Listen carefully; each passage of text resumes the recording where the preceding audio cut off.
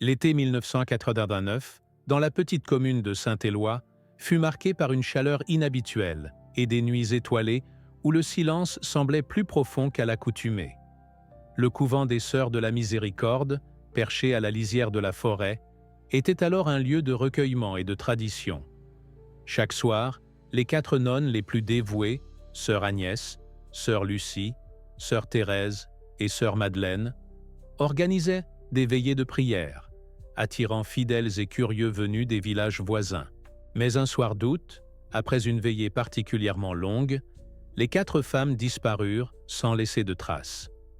Le lendemain matin, la chapelle était vide, les lits soigneusement faits, et seules quelques bougies consumées témoignaient de leur présence. Les recherches mobilisèrent la gendarmerie, les habitants et même des volontaires venus de loin. Mais aucun indice ne fut retrouvé. Ni empreinte, ni vêtements, ni lettre d'adieu. Le mystère s'installa et le couvent ferma ses portes, laissant derrière lui une légende qui allait hanter Saint-Éloi pendant plus de 20 ans. Avant de poursuivre cette histoire, j'aimerais savoir, d'où écoutez-vous ce récit? Indiquez votre ville et votre pays dans les commentaires pour que nous puissions voir jusqu'où ce mystère voyage et qui suit chaque rebondissement. C'est toujours fascinant de découvrir où ces histoires trouvent un écho. Alors partagez votre lieu avant qu'on plonge plus loin dans l'énigme de Saint-Éloi. Les années passèrent et la vie reprit son cours, mais la disparition des 4 nonnes resta gravée dans la mémoire collective. Certains parlaient d'un miracle, d'autres d'une malédiction ou d'un secret trop lourd à porter. Les enfants grandissaient en se racontant des histoires de fantômes, et le couvent, envahi par les ronces, devint un lieu interdit où personne n'osait s'aventurer après la tombée de la nuit. Ce n'est qu'en 2011, lors de travaux de rénovation entrepris par la municipalité, qu'un ouvrier fit une découverte macabre dans les sous-sols du couvent. Ce qu'il mit au jour allait bouleverser Saint-Éloi et révéler un secret bien plus sombre que tout ce que le village avait jamais imaginé. La découverte fit l'effet d'un séisme à Saint-Éloi. Ce matin-là, les ouvriers s'affairaient à dégager les caves du vieux couvent, envahis par la poussière et les toiles d'araignée, lorsqu'un coup de pioche résonna différemment contre une dalle du sol. Intrigués, ils dégagèrent les gravats et mirent au jour une trappe scellée par la rouille. En l'ouvrant, une odeur âcre s'échappa, mêlant humidité et quelque chose de plus lourd, presque organique. Au fond d'un réduit de pierre, ils découvrirent 4 squelettes, alignés côte à côte, vêtus de lambeaux d'habits religieux. À leur côté, un vieux chapelet, un crucifix brisé et un carnet rongé par le temps. Les gendarmes, alertés en urgence, bouclèrent le site et commencèrent à recueillir les premiers indices. Très vite, l'émotion gagna tout le village. Les anciens, bouleversés, affluèrent devant le portail du couvent, certains en larmes, d'autres murmurant des prières pour les âmes des disparus. L'enquête fut confiée à la brigade criminelle de la région, épaulée par des anthropologues judiciaires. L'analyse des ossements confirma qu'il s'agissait bien des 4 nonnes disparues en 1989. Mais ce qui troubla le plus les enquêteurs, ce furent les marques relevées sur les os, traces de liens, fractures anciennes, et, sur 2 des crânes, des impacts évoquant une violence délibérée. Le carnet retrouvé, bien que partiellement illisible, contenait des notes de Sœur Agnès, écrites dans une écriture tremblante. Elle y évoquait des tensions croissantes au sein du couvent, des disputes à propos d'un secret gardé depuis des générations, et la peur d'être trahie par l'une des nôtres. Plusieurs pages faisaient allusion à des veillées où des étrangers auraient été reçus en secret, la nuit, dans la chapelle. Les enquêteurs comprirent vite que la disparition des nonnes n'était ni un acte isolé, ni le fruit du hasard, mais le résultat d'un drame enfoui sous des couches de silence et de culpabilité. Le village, sous le choc, se divisa. Certains refusèrent de croire à l'idée d'un crime, préférant s'accrocher à la légende d'une disparition mystique. D'autres, au contraire, exigèrent la vérité, réclamant justice pour les religieuses et la lumière sur les zones d'ombre du passé. Les médias s'emparèrent de l'affaire, transformant Saint-Éloi en théâtre d'une énigme nationale. Tandis que les enquêteurs poursuivaient leurs recherches, les habitants se demandaient Quel secret avait pu pousser à l'irréparable? Et qui, parmi les vivants, détenait encore les clés de ce mystère? L'enquête prit une tournure encore plus sombre lorsque l'analyse du carnet de sœur Agnès révéla des passages codés et des références à des événements survenus bien avant 1989. Les enquêteurs firent appel à un expert en cryptographie religieuse qui parvint à déchiffrer certains symboles et abréviations. Il apparut que le couvent avait été le théâtre de pratiques secrètes remontant à la Seconde Guerre mondiale. Des archives cachées, des objets précieux dissimulés dans les murs et la protection de réfugiés ou de résistants pourchassés par l'occupant. Mais au fil des décennies, ce secret avait changé de nature, se transformant en source de tension et de rivalité entre les sœurs. Selon le carnet, sœur Lucie avait découvert l'existence d'un trésor ou d'un document compromettant et menaçait de tout révéler aux autorités ecclésiastiques. Sœur Agnès, rongée par la peur, écrivait que « une ombre plane sur nos veillées » et que « le pardon ne viendra qu'avec la vérité ». Les enquêteurs interrogèrent les rares survivantes ayant connu l'époque. Une ancienne cuisinière, aujourd'hui centenaire, se souvint de cris étouffés la nuit de la disparition et d'un homme en soutane aperçu près de la chapelle alors que les portes devaient être closes. D'autres témoins évoquèrent des allées et venues inhabituelles dans les jours précédant le drame, des lettres brûlées dans la cheminée et des réunions secrètes dans la sacristie. Peu à peu, un tableau complexe se dessina, celui d'une communauté rongée par la suspicion, la peur d'être dénoncée et la tentation de protéger un secret à tout prix. Les analyses ADN révélèrent que l'une des nonnes, sœur Madeleine, portait des traces de sédatifs dans ses cheveux, suggérant qu'elle avait été droguée avant sa mort. Les fractures sur les os des autres sœurs confirmaient un affrontement violent, possiblement provoqué par une tentative de fuite ou de rébellion. Face à ces révélations, Saint-Éloi fut submergé par la honte et la stupeur. Les descendants des familles impliquées dans la vie du couvent furent interrogés, certains avouant avoir entendu des rumeurs de « châtiment divin » ou de « péché originel » liés à la fortune du couvent. Les médias révélèrent que plusieurs objets d'art sacrés, portés disparus depuis la guerre, avaient été retrouvés dans des collections privées, suggérant un trafic organisé depuis le cœur même du couvent. L'affaire, loin de se refermer, ouvrait un abîme de questions sur la nature du secret des nonnes, sur la frontière entre foi et trahison, et sur le prix à payer pour protéger ce que l'on croit juste. Alors que l'affaire prenait une ampleur nationale, les archives diocésaines furent enfin ouvertes aux enquêteurs, révélant des correspondances confidentielles entre le couvent de Saint-Éloi et l'évêché. Ces lettres, rédigées dans un langage prudent, évoquaient la disparition de documents sensibles et la crainte que le passé trouble du couvent ne soit exposé au grand jour. L'une d'elles, datée de septembre 1989, laissait entendre que l'évêché avait reçu une demande de transfert pour sœur Lucie, qui se disait menacée par ses consoeurs. Mais la demande n'avait jamais été traitée, et l'évêque de l'époque, aujourd'hui décédé, avait noté en marge « Mieux vaut le silence que le scandale ». Ce choix du silence institutionnel pesa lourd sur la suite de l'enquête et sur la conscience collective du village. Les recherches dans les sous-sols du couvent permirent de retrouver une cache murale contenant plusieurs objets sacrés, calices en argent, manuscrits anciens et surtout un dossier scellé portant la mention « Confidentiel 1943 ». À l'intérieur, les enquêteurs découvrirent des listes de noms, des plans d'évasion et des lettres de remerciement adressées aux sœurs pour avoir sauvé des familles juives pendant l'occupation. Mais parmi ces documents héroïques figurait aussi une lettre anonyme dénonçant l'une des nonnes comme informatrice pour la Gestapo, ce qui aurait provoqué la discorde et la méfiance au sein de la communauté religieuse. Sœur Agnès, dans son carnet, évoquait sa terreur de voir le passé ressurgir et détruire tout ce que nous avons protégé. L'opinion publique, d'abord fascinée par le mystère, fut bouleversée par la complexité morale de l'affaire. Les débats s'enflammèrent. Fallait-il célébrer le courage des religieuses ou condamner le silence et les trahisons qui avaient mené à leur mort? Les descendants des familles sauvées par le couvent vinrent déposer des fleurs devant la chapelle, tandis que d'autres, redoutant le scandale, demandaient que l'on referme le dossier. Le village de Saint-Éloi, déjà fragilisé par des décennies de non-dits, dut faire face à la vérité. Le secret des 4 nonnes n'était pas seulement une histoire de foi ou de crime, mais le reflet des zones grises de l'histoire, où le bien et le mal se mêlent dans le silence des veillées. Au fil des semaines, la vérité s'imposa peu à peu, douloureuse et nuancée.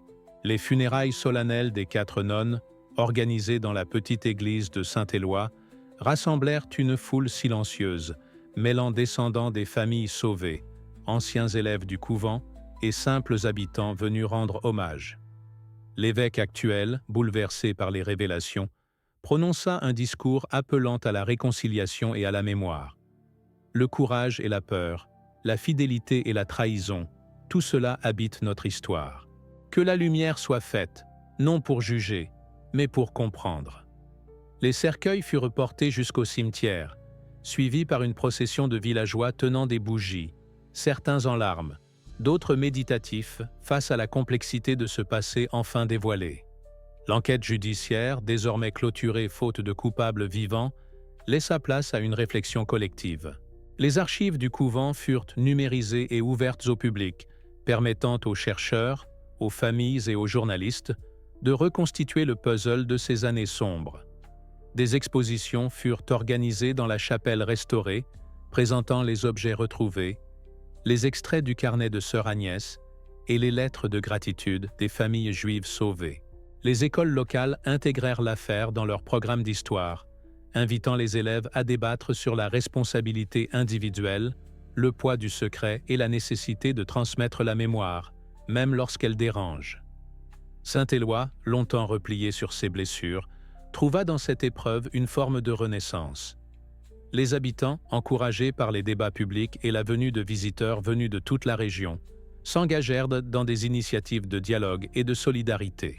Un jardin du souvenir fut créé derrière le couvent, planté de rosiers blancs et de pierres gravées au nom des 4 nonnes, mais aussi de celles et ceux qui avaient souffert en silence.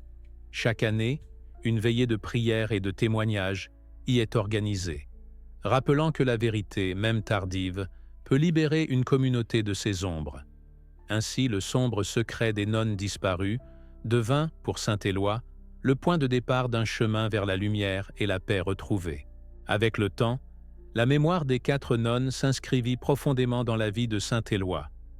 Le jardin du souvenir devint un lieu de recueillement où les familles se retrouvaient pour déposer des fleurs, lire des extraits du carnet de sœur Agnès ou simplement méditer sur le passé.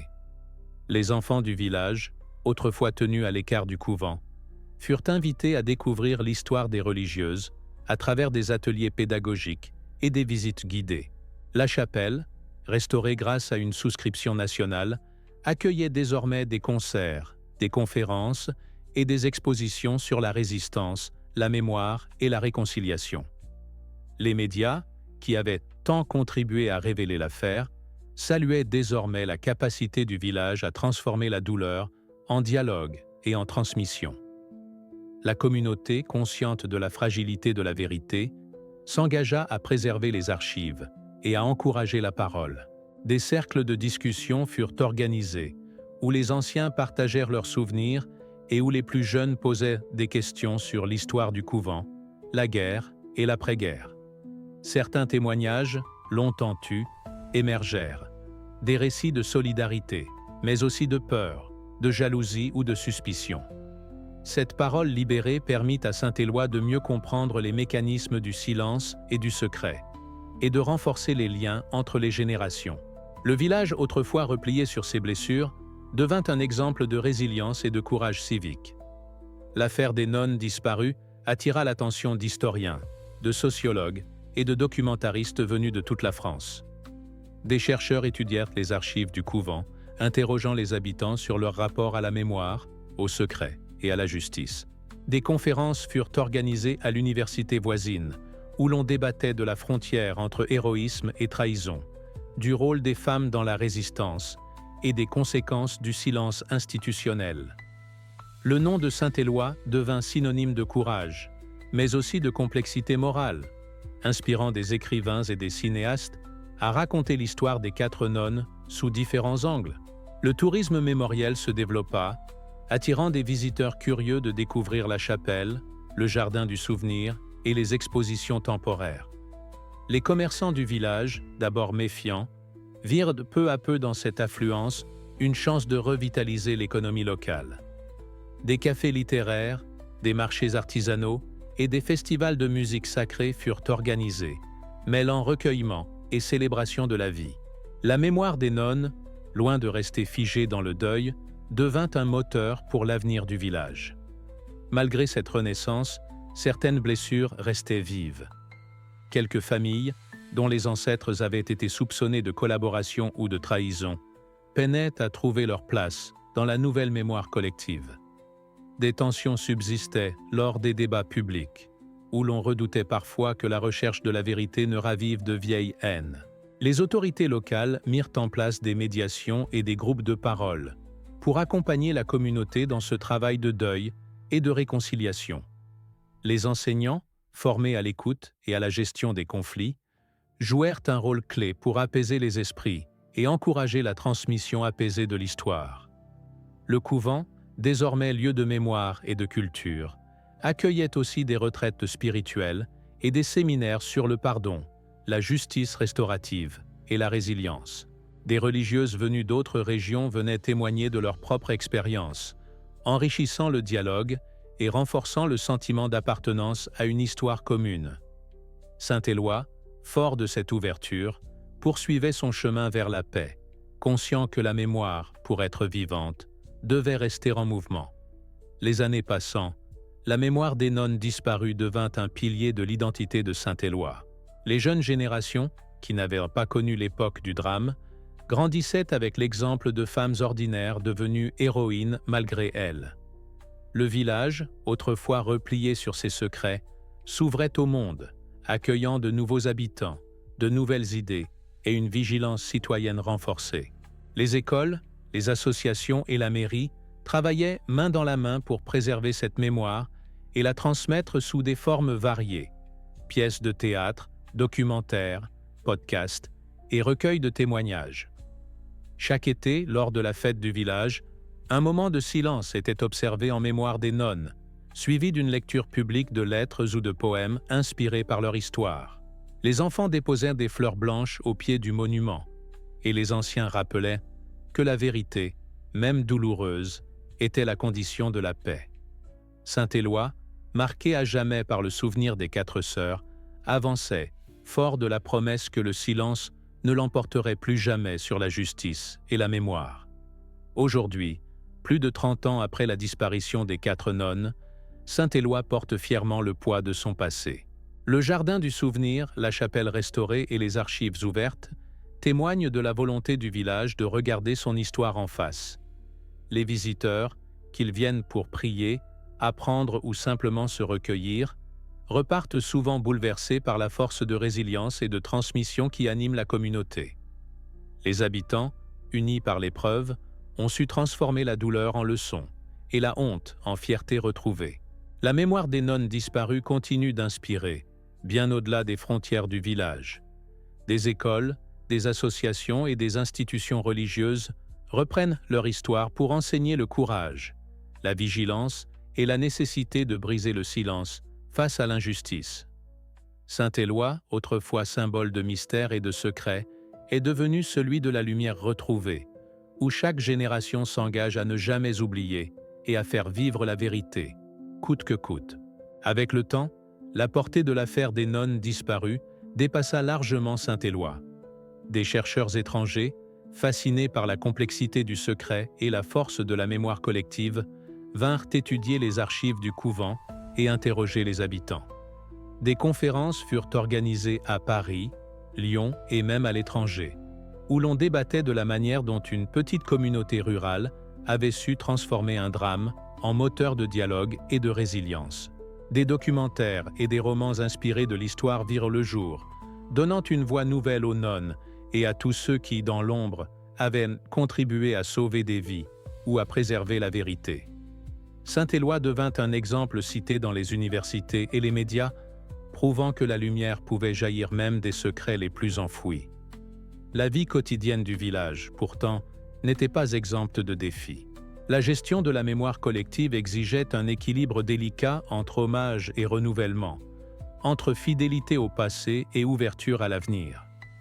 Certains habitants, lassés par l'attention médiatique ou désireux de tourner la page, militaient pour que l'on consacre davantage d'énergie à des projets de développement local. Rénovation des écoles, soutien aux agriculteurs, création de nouvelles infrastructures culturelles. D'autres, au contraire, voyaient dans la mémoire des nonnes un socle indispensable pour construire une identité forte et solidaire. Ces débats, parfois vifs mais toujours respectueux, témoignaient de la vitalité retrouvée de Saint-Éloi.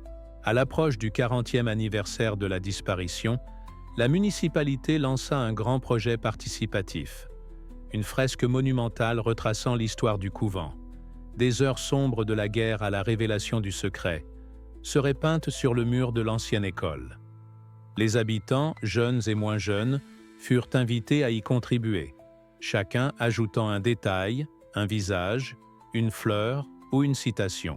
L'inauguration de la fresque donna lieu à une fête émouvante, où l'on chanta, lut des poèmes et partagea des souvenirs. Ce jour-là, sous le regard bienveillant des portraits des 4 nonnes, Saint-Éloi célébra non seulement la mémoire, mais aussi la capacité d'une communauté à se réinventer sans jamais oublier d'où elle vient. La fresque devint rapidement un symbole de fierté locale. Les écoles organisaient des visites pédagogiques, et les enseignants invitaient les élèves à écrire des lettres imaginaires aux nonnes disparues, à réfléchir sur la notion de courage et sur le poids du silence dans l'histoire. Les visiteurs de passage s'arrêtaient devant le mur coloré, souvent émus par la diversité des motifs et la force du message collectif. La vérité finit toujours par trouver son chemin. Les anciens du village, qui avaient longtemps porté le fardeau du secret, se retrouvaient parfois devant la fresque pour raconter aux plus jeunes ce qu'ils avaient vécu, transmettant ainsi une mémoire vivante, faite de nuances, de douleur et d'espoir. Peu à peu, la mémoire des nonnes s'inscrivit dans le calendrier du village. Chaque année, lors de la veillée du 15 août, une procession silencieuse traversait les rues, bougies à la main, jusqu'au jardin du souvenir. Là, des lectures de lettres, des chants et des moments de recueillement rappelaient à tous l'importance de la vigilance et de la solidarité. Les familles venues de loin pour assister à la cérémonie étaient accueillies chaleureusement, et beaucoup confiaient repartir apaisés, touchés par la dignité et la profondeur du travail de mémoire accompli à Saint-Éloi. Au fil du temps, la dynamique de transmission s'élargit. Des jeunes du village, inspirés par l'histoire des nonnes, décidèrent de créer une association dédiée à la préservation de la mémoire locale et à l'accompagnement des personnes en situation d'isolement ou de détresse. Ils organisèrent des ateliers d'écriture, des collectes de témoignages et des rencontres intergénérationnelles. Ce mouvement, soutenu par la municipalité, contribua à renforcer la cohésion sociale et à faire de Saint-Éloi un modèle pour d'autres villages confrontés à leur propre passé douloureux. La notoriété de Saint-Éloi attira aussi de nouveaux habitants, séduits par la qualité de vie, la beauté du paysage et la richesse humaine du village. De jeunes familles, des artistes et des chercheurs vinrent s'installer, apportant avec eux de nouvelles idées et de nouveaux projets. La vie culturelle se diversifia. Expositions, concerts, marchés artisanaux et festivals de théâtre rythmaient désormais les saisons. Le couvent, autrefois symbole de silence et de mystère, devint un centre culturel et spirituel ouvert à tous, où se croisaient croyants, agnostiques et simples curieux. Malgré cette ouverture et ce renouveau, le souvenir des 4 nonnes restait le fil rouge de la communauté. À chaque étape importante, naissance, mariage, épreuve collective, leur histoire était invoquée comme un rappel de la force du lien social et de la nécessité de ne jamais céder à la peur ou à l'indifférence. Saint-Éloi, fort de son passé assumé, avançait avec confiance vers l'avenir, convaincu que la lumière née du secret des nonnes continuerait d'éclairer les générations à venir.